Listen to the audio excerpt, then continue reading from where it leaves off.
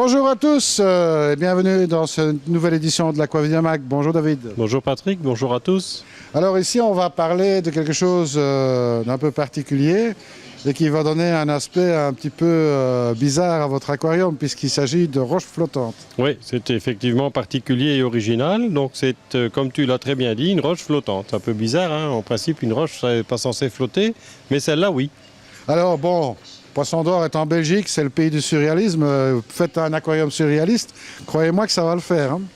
Oui, c'est-à-dire que là on l'a présenté aussi en faisant pousser quelques plantes dessus. Pourquoi pas de la mousse de Java ou des anubias, des microsoriums. Et ça peut permettre de créer vraiment du volume, que ce soit dans des petits, parce que ça existe dans différentes tailles évidemment. Là on présente des petits, des moyens et on a jusque des très gros modèles.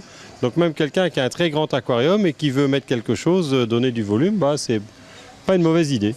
Alors il y a deux possibilités, soit le système qui est purement flottant, c'est-à-dire on le maintient à l'aide d'un fil nylon mais qui est fourni avec la pierre. Hein. Voilà, tout à fait. Donc il y a un fil nylon qui est fixé sur la pierre et une ventouse qui est fournie, qui permet donc d'aller, en allant fixer la ventouse sur la vitre du fond, de la maintenir vraiment à l'auteur souhaitée.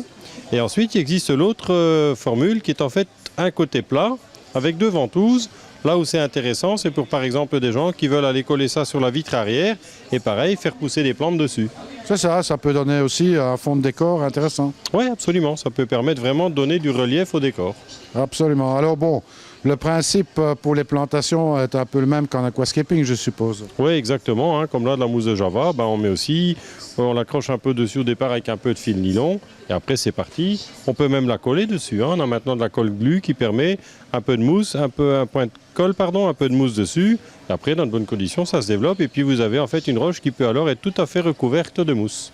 Alors, il y a 3 formats ici, hein, si je ne m'abuse. Oui, 3 formats et donc 2 modèles. Hein. Le modèle flottant, à chaque fois dans les 3 tailles, ou le modèle à fixer sur la vitre. Bon, c'est pas très cher. Hein. Non, c'est pas quelque chose de très coûteux et ça a le mérite d'être original.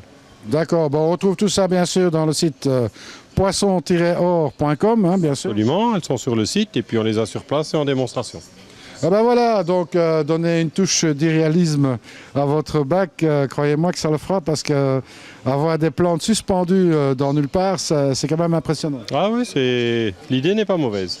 Absolument. Eh bien, moi, il m'a dit, reste à vous dire, eh bien, à très bientôt pour une prochaine édition de Aquavidia Mag. À bientôt. Merci, à bientôt et surtout, ne soyez pas sages, salut à tous.